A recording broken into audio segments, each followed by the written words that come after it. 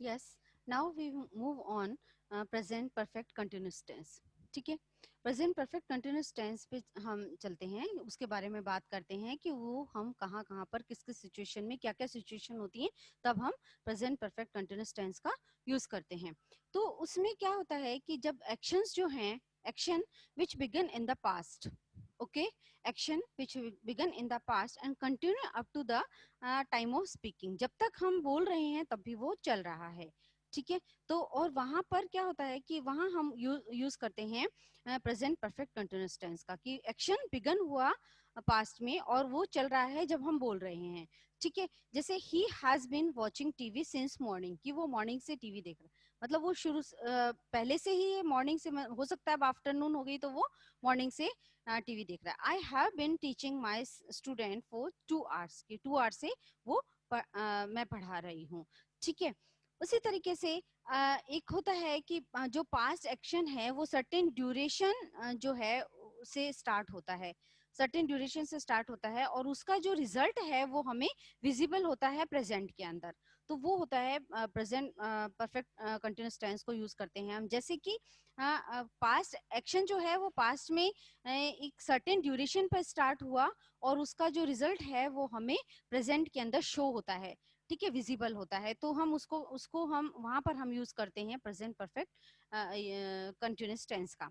ठीक है, जैसे he has been walking in the rain, he has been walking in the rain, that's why he is got a cold। अब वो बारिश में चला गया था, बारिश में घूमा था, तो उसको कोल्ड कोल्ड हो गया। तो अब वो कोल्ड का जो रिजल्ट आया है वो किसका रिजल्ट है, कि उसने पास्ट में वो रेन के अंदर उस वो चला गया था, घूम रहा था। ठीक है, he has been ignoring his study, he has been ignoring his study for some time now, that's why he is not done well in the exam. ठीक है, तो अब उसने इग्नोर किया अपनी स्टडीज को, तो उसने अब वो अपनी टेस्ट में अच्छे, एग्जाम्स में अच्छा जो है परफॉर्म नहीं कर पाया। तो ये कुछ सिचुएशन होते हैं कि हमें वो एक्शन स्टार्ट हुए पास्ट में और उसका हमें रिजल्ट विजिबल हुआ प्रेजेंट के अंदर। फिर होता है कि अगर हम एक्सप्रेस करते हैं एंगर को या अनोयनेंस को एक्सप्रेस करते हैं, तो हम वहां पर यूज करते हैं इसका प्रेजेंट परफेक्ट कंटिन्यूअस टेंस का। जैसे Sudha has been trying to wake up me in since the minute, since the minute I fells, मतलब वो सोया ही था तो उसको बहुत गुस्सा आ रहा है कि वो he has been trying to wake up, मुझे उठाने की कोशिश, तो वो गुस्से में एंग्री है वो, तो इस समय एंगर के टाइम में हम इसका यूज करते हैं। तो इसका स्ट्रक्चर होता है कि सब्जेक्ट होता है, उसके साथ हैज एव के साथ में हम बीन का यूज करते हैं।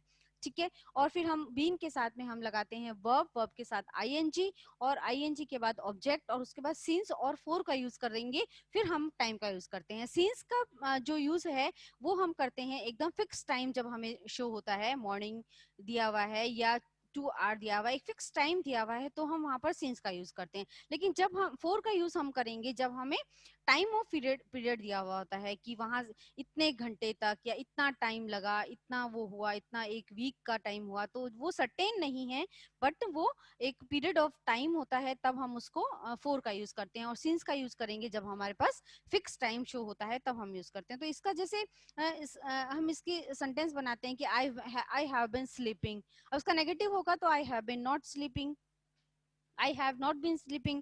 और फिर अगर हम उसका इंटेरोगेटिव बनाएंगे तो हैव आई बीन स्लीपिंग। ठीक है, जैसे शी हैज बीन स्लीपिंग, तो she has not been sleeping, और हैज शी बीन स्लीपिंग, या they have been sleeping, they have not been sleeping, have they been sleeping. तो इस तरीके से इसका स्ट्रक्चर होता है और हम उसको फॉर्म करते हैं सेंटेंस को। ठीक है, अब हमें अगर इसको इन दोनों टेंसेस को अगर हम कंपेयर करते हैं, तो हमें इसमें क्या जो डिफरेंस जो इसके इन दोनों में, हमें कंफ्यूज नहीं होंगे। और हम अगर उसको कंपेयर करेंगे तो हमें उसमें क्या कंपैरिजन करने से हमें क्या पता लगता है, कि अगर प्रेजेंट परफेक्ट कंटिन्यूअस टेंस है तो वो हमें हाईलाइट करता है ड्यूरेशन ऑफ एन एक्टिविटी का, जो उसकी ड्यूरेशन ऑफ एक्टिविटी है उसको हाईलाइट करता है। और जो प्रेजेंट परफेक्ट टेंस है वो फोकस करता है उस रिजल्ट, उस एक्टिविटी के रिजल्ट को।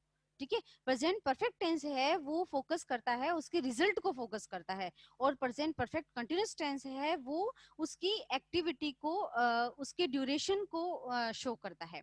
ठीक है। जैसे Vasudha has been studying hard since 9 in the morning, तो ये हो गया प्रेजेंट परफेक्ट कंटिन्यूस टेंस कि वो कर रही है। और अगर हम दूसरा करते हैं तो क्या होगा कि कह रहा has bot 3 sarees for himself. अब वो लेकर आई है तो हमें दिख गया कि वो लेकर आई है, रिजल्ट है उसका। तो उसमें क्या होता है कि हमें ड्यूरेशन ऑफ टाइम पता लगता है प्रेजेंट परफेक्ट कंटिन्यूअस टेंस में, और उसमें हमें फोकस होता है हमारा रिजल्ट के ऊपर।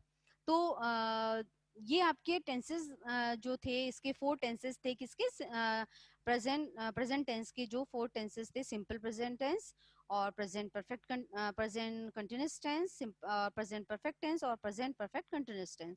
हमने इनके बारे में पढ़ा, इनको कंपेयर भी किया, इनकी अलग अलग इनका क्या इनका स्ट्रक्चर है उसके बारे में पढ़ा, उनकी क्या क्या उनकी हम कौन कौन सी सिचुएशंस में हम इनको यूज करते हैं, और हमारी कहाँ कहाँ पर हमारी कुछ जो इसके हैं कि कुछ जो वर्ब्स होती हैं उनको हम कभी भी उसमें कंटिन्यू में नहीं यूज करते हैं, आईएनजी नहीं लगता है, या कुछ कुछ वर्ड्स हैं जो टुडे और करते हैं, या सिंस और फोर का कैसे यूज करते हैं, ये सब हमने किया। तो अगर स्टूडेंट आपको कोई भी डाउट है, कोई भी क्वेरी हो, तो आप मुझसे पूछ सकते हैं, अगर आपको कहीं पर भी कुछ समझ में नहीं आया हो।